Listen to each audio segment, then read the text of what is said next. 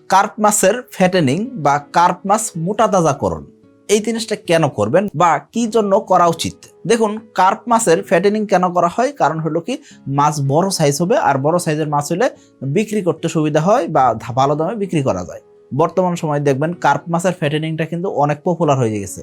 কারণ কি, দেখা যাচ্ছে 1 কেজি 1.5 কেজি ওজনের রুই মাছের যে দাম আর 3 কেজি 5 কেজি ওজনের রুই মাছের দাম কিন্তু এক না। সো আপনি যখন মাছ চাষ করতেছেন সেই ক্ষেত্রে লাভ কম হইতেছে, কারণ কি আপনি ছোট সাইজের মাছ বিক্রি করতেছেন।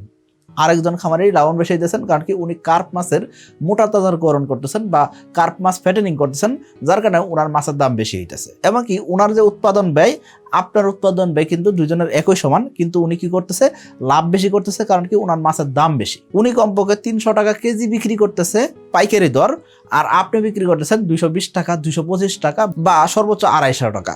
এর বেশি আপনি বিক্রি করতে পারতেছেন না। আর এদিক দিয়ে উনি বিক্রি করতেছে কি 300 টাকা বা 300 টাকা প্লাস।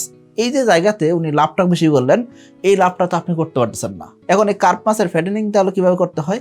কার্প মাছের ফ্যাটেনিং করতে হয়, আপনাকে মাছ ছাড়তে হবে বড় সাইজের। কোনোভাবে ছোট সাইজের মাছ দিয়ে আপনি কার্প মাছের ফ্যাটেনিং শুরু করতে পারবেন না। অর্থাৎ 1 কেজি, আধা কেজি বা 1.5 কেজি ওজনের কার্প মাছ ছাইরে এটাকে 5 কেজি 10 কেজি করে বিক্রি করার নাম হলো কার্প মাছের ফ্যাটেনিং করা।